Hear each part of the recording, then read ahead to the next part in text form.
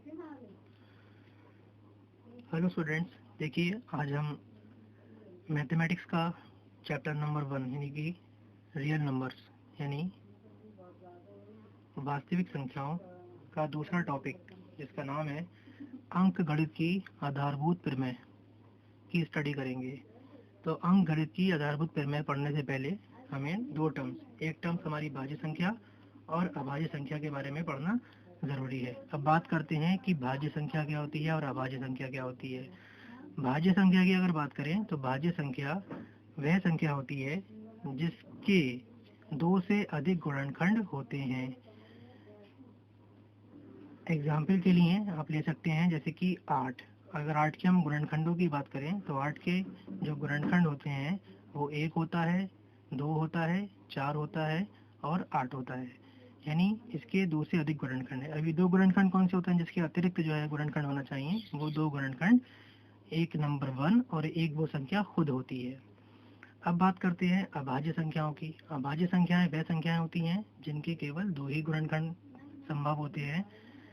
Example के लिए 3 ले लीजिए, तो 3 के जो गुणनखंड होते हैं वो केवल 1 और 3 ही होता है। यानी वो नंबर खुद होता है और एक संख्या 1 होती है जो उसको भाग कर सकती है, वो उसका गुणनखंड होते हैं। तो ऐसी संख्याएं को हम अभाज्य संख्या कहते हैं। चलिए अब चलते हैं अंकगणित की आधारभूत प्रमेय की ओर। तो देखिए, प्रत्येक भाज्य संख्या को अभाज्य संख्या के एक गुणनफल के रूप में व्यक्त किया जा सकता है तथा गुणनफल अभाज्य गुणनखंडों के आने वाले क्रम के बिना अद्वितीय होता है। क्या मतलब हुआ इसका? कोई भी भाज्य संख्या को हम अभाज्य संख्याओं के गुणनफल के रूप में व्यक्त कर सकते हैं, लेकिन वो उसके क्रम पे निश्चित नहीं होता है, क्रम पे डिपेंड नहीं करता है। क्रम हम कुछ भी ले सकते हैं, उसके बिना वो अद्वितीय होता है। एग्जाम्पल के लिए हमने यहाँ पे देखिए, पहला एग्जाम्पल ये 143 लिया है। तो अगर हम देखें यहाँ पे हमने इसके अभाज्य गुणनखंड कर दिए 11 और 13, यानी 11 को 13 से गुणा करने पे 143 आता है। तो 11 और 13 ही दोनों संख्याएं आप देखिए कैसी हैं, ये अभाज्य हैं। नेक्स्ट एग्जाम्पल पे आते हैं जो है 24 की अगर बात करें तो यहाँ पे हमने 24 को जब हमने अभाज्य गुणनखंड करे इसके तो क्या है, 2 गुणा 2 गुणा 2 गुणा 3। तो अगर यहाँ देखें हम तो यहाँ पे भी सारी संख्याएं ही अभाज्य हैं। तो हम किसी भी संख्या को अभाज्य संख्या के गुणनफल के रूप में लिख सकते हैं। क्लियर सी बात है ये। चलिए अब चलते हैं कि ये एचसीएफ क्या होता है। मैं कल भी बता चुका हूँ। एचसीएफ को अगर सिंपल लैंग्वेज में बात करें तो एक ऐसा नंबर होता है बड़े से बड़ा जो दो या दो से अधिक संख्याओं को एक साथ भाग कर सकता है। वह बड़े से बड़ी संख्या जो एक दो से अधिक संख्याओं को एक साथ भाग कर सके, या फिर संख्या के प्रत्येक उभयनिष्ठ अभाज्य गुणनखंडों की सबसे छोटी घात का गुणनफल एचसीएफ कहलाता है। एलसीएम की अगर बात करें यानी कि लासापा होता है, लघु उत्तम समावर्ती होता है ये। तो संख्याओं के प्रत्येक अभाज्य गुणनखंड की सबसे बड़ी घात का गुणनफल जो है वो एलसीएम कहलाता है। जब इसके भी क्वेश्चंस करेंगे तो आपको अच्छी तरीके से और समझ में आ जाएगा। चलिए बात करते हैं अब हम एचसीएफ और एलसीएम के संबंध की, कि एचसीएफ और एलसीएम में क्या संबंध होता है। देखिए, किन्हीं दो धनात्मक पूर्णांक हमने ले लिए, कोई दो नंबर्स हैं ये जो कि पॉजिटिव इंटीजर्स हैं, यानी कि धनात्मक पूर्णांक हैं। जैसे कि पहला वाला ए है तथा दूसरा वाला बी है, के लिए ए और बी के लिए एचसीएफ ए कॉमा बी गुणा एलसीएम ए कॉमा बी बराबर ए गुणा बी के होता है। यानी कि दो संख्याओं का लासा और दो संख्याओं का मासा का गुणनफल करने पर और उन दोनों संख्याओं को आपस में गुणा करने पर मान सदैव बराबर आते हैं। ये एचसीएफ और एलसीएम में संबंध होता है। चलिए अब बात करते हैं, अभ्यास स्टार्ट करते हैं ताकि आपको कुछ ये हमने डेफिनेशंस पढ़ी हैं वो समझ में आ पाए। अब आपका इसमें प्रश्न नंबर 1 है, 156 को अभाज्य गुणनखंड के गुणनफल के रूप में व्यक्त कीजिए। तो देखिए मैंने क्या किया है इसमें, सबसे पहले ये 156 को मैंने गुणनखंड करना स्टार्ट किए हैं। अच्छा, दो से क्यों हमने ये स्टार्ट किया है, दो के अलावा हम और नंबर कोई क्यों नहीं लिया हमने? तो इसके लिए क्या वजह है बताते हैं आपको, कि दो जो होती है वो सबसे छोटी अभाज्य संख्या होती है। तो हम किसी भी नंबर के अभाज्य गुणनखंड करते समय सबसे पहले दो से ही स्टार्ट करते हैं, प्रारंभ करते हैं। तो 156 जो एक सम संख्या है, दो से भाग हो जाएगी, इसलिए हमने इसको दो से भाग करना स्टार्ट किया। जब 156 को हमने दो से भाग किया तो 78 आ गया हमारे पास। फिर हमने 78 को फिर 2 से भाग करा है तो 39 आया है। 39 जो है अब ये 2 से भाग नहीं होगा क्योंकि एक सम संख्या नहीं है, ये एक विषम संख्या है। तो 2 के बाद अगर हम देखें तो अभाज्य संख्या 3 होती है, 3 से चेक करेंगे, 3 से चेक किया तो ये भाग हो गया 13 आ गया। यदि 3 से नहीं होता है भाग तो हम 5 से चेक करते हैं, 5 के बाद 7 से चेक करते हैं, 7 के बाद 11 से चेक करते हैं, यानी जितनी भी अभाज्य संख्या हैं क्रम से उनको लगातार चेक करते जाते हैं। 3 से भाग करने पर 39 को 13 आ गया। फिर 13 खुद में एक अभाज्य संख्या होती है, इसलिए 13 को 13 ही भाग कर पाएगा, तो 13 को 13 से भाग करने पे 1 आ गया। यहाँ देखिए अब हमने इसको अभाज्य गुणनखंड के गुणनफल के रूप में लिखा है। 156 की अगर बात करें तो हमने देखा कि 2 गुणा 2 गुणा 3 गुणा 13 इसके अभाज्य गुणनखंड है और उनका गुणनफल ये लिख दिया। ये है इनकी गुणनखंड रूप लिखा है हमने, इसका ये गुणनफल के रूप में लिख दिया इसको हमने। यहाँ अगर देखें तो हमने घात रूप में लिख दिया है। यहाँ पे 2 जो है वो 2 बार आ रहा है, इसलिए 2 की घात 2 गुणा 3 गुणा 13।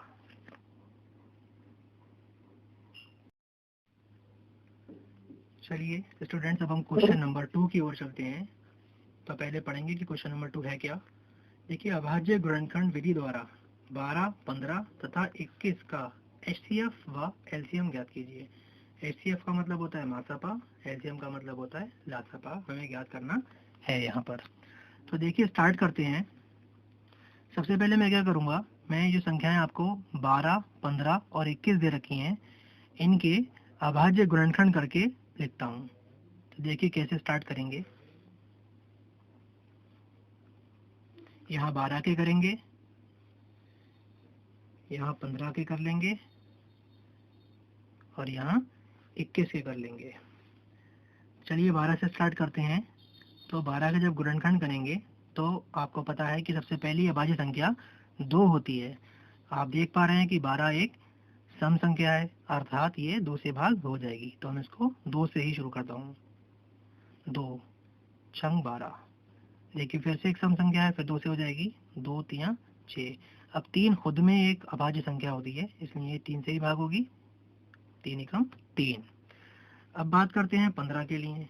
15 के लिए अगर बात करें तो ये 15 सम संख्या नहीं है, अर्थात ये 2 से भाग तो नहीं होगी। तो 2 के बाद जो अगला अभाज्य संख्या होती है वो 3 होती है, तो हम इसको 3 से चेक करते हैं। आपको पता है 3 के पहाड़े में 15 आता है, 3 पंजे 15 होते हैं। अब 5 खुद में एक अभाज्य संख्या होती है, इसलिए 5 एकम 5 हो जाता है। चलिए अब चलते हैं 21 की ओर। तो 21 को अगर देखें तो 21 भी कोई सम संख्या नहीं है। तो जब सम संख्या नहीं है तो ये 2 से भाग नहीं होगी। जब 2 से भाग नहीं होगी तो अगला अभाज्य गुणनखंड हमारा होता है, अभाज्य संख्या होती है 3। तो इसको हम 3 से चेक करते हैं। 3 से चेक करेंगे तो क्या आपको पता है कि 3 सत्ते 21 होते हैं, अर्थात ये 3 से भाग हो जाएगी, 3 सत्ते 21। अब 7 खुद में एक अभाज्य संख्या है, इसलिए ये 7 से ही भाग होगी, 7 एकम 7। तो हमने यहाँ क्या देखा, हमने ये देखा कि 12 के जो अभाज्य गुणनखंड है वो है 2 गुणा 2 गुणा 3, और 15 के जो अभाज्य गुणनखंड है वो हमें प्राप्त हुए हैं 3 गुणा 5, और लास्ट जो हमारा नंबर है 21। अगर हम इसकी बात करें तो इसके गुणनखंड हुए हैं अभाज्य वाले 3 गुणा 7। अब हमें इसका मासा यानी HCF निकालना है और हमें इसका LCM निकालना है।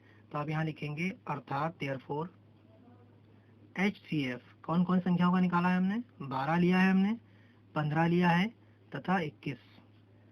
तो अगर हम HCF की बात करें तो HCF में हम इसका जो कॉमन वाला जो फैक्टर आ रहा होता है, यानी ऐसा गुणनखंड जो तीनों में आ रहा हो, बेनिस्ट हो, हम केवल वो लेते हैं। यहाँ पे हम देख सकते हैं कि 3 यहाँ कॉमन आ रहा है, तो इसका जो HCF है वो 3 हो जाएगा। यानी 3 वह सबसे बड़ी संख्या है जो 12, 15 और 21 को एक साथ भाग कर सकती है। अब बात करते हैं LCM की, कि इसका LCM कैसे निकाला जाए। 12, 15 तथा 21 का ही हमें LCM भी निकालना है। तो अगर हम इसकी LCM की बात करें तो जो वेनिस्ट होता है उसको तो हम लेते ही लेते हैं, साथ में जो एक्स्ट्रा फैक्टर्स बचते हैं, यानी जो एक्स्ट्रा यानी कि अतिरिक्त गुणनखंड बचते हैं, उनको भी साथ में लिया जाता है। तो यहाँ पे LCM जो है इसका 2 गुणा 2 गुणा 3, 3 एक ही बार लेंगे क्योंकि ये वेनिस्ट है, 5 गुणा 7। अगर हम इनकी गुणा करा लें तो कितना आंसर आएगा, देखिए 2 दूनी 4, 4 तियां 12, 12 पंजे 60, और 60 की अगर 7 से गुणा करेंगे तो 6 सत्ते 42 और एक 0।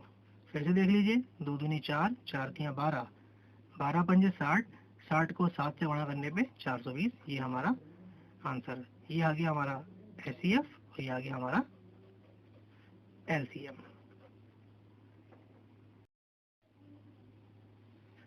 चलिए अब चलते हैं प्रश्न संख्या 3 की ओर। पढ़ते हैं पहले क्वेश्चन क्या है। कह रहे हैं कि व्याख्या कीजिए कि 7 गुणा 11 गुणा 13 प्लस 13 भाज्य संख्या क्यों है, ये आपको बताना है। देखिए मैं इसको कैसे स्टार्ट करूंगा, हमें ये सिद्ध करना है कि ये भाज्य संख्या क्यों है। तो भाज्य संख्या को सिद्ध करने के लिए हमें क्या करना होगा, देखिए आप समझिए इस चीज को। पहले सबसे पहले जो हमें यहाँ पे व्यंजक दे रखा है वो नोट कर लेते हैं। 7 गुणा 11 गुणा 13 प्लस 13।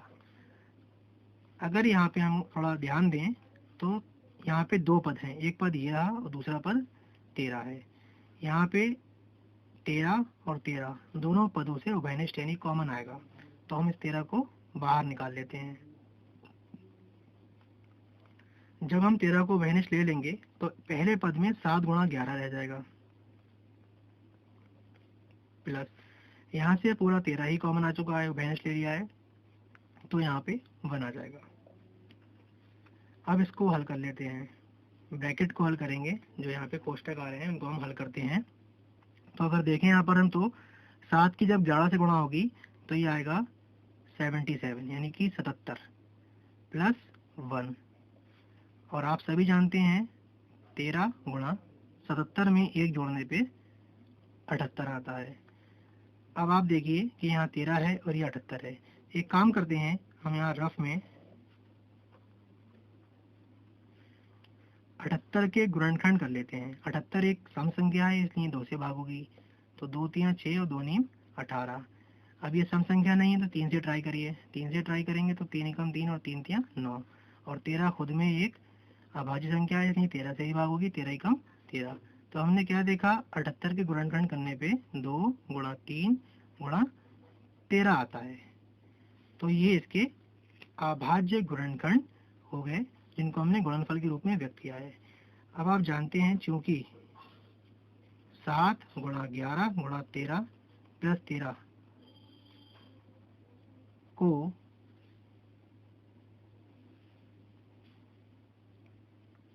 13 गुणा 2 गुणा 3 गुणा 13 के रूप में व्यक्त किया जा सकता है। आपने आधारभूत पे में भी पढ़ी थी कि भाज्य संख्या को ही अभाज्य गुणनखंड के रूप में लिखा जा सकता है, केवल भाज्य संख्या को ही अभाज्य गुणनखंड के रूप में लिखा जा सकता है। तो आप देखिए ये जो आए हैं हमारे पास नंबर, ये जो गुणनफल आया है हमारे पास, इसमें सारे के सारे जो है वो अभाज्य संख्याएं हैं। यानी इसका मतलब क्या हुआ, इसका मतलब ये हुआ कि ये जिस संख्या के गुणनखंड है वो एक भाज्य संख्या है, अर्थात इसका मतलब क्या हुआ कि दी गई संख्या एक भाज्य संख्या है। अतः दी गई संख्या एक भाज्य संख्या है। Thank you.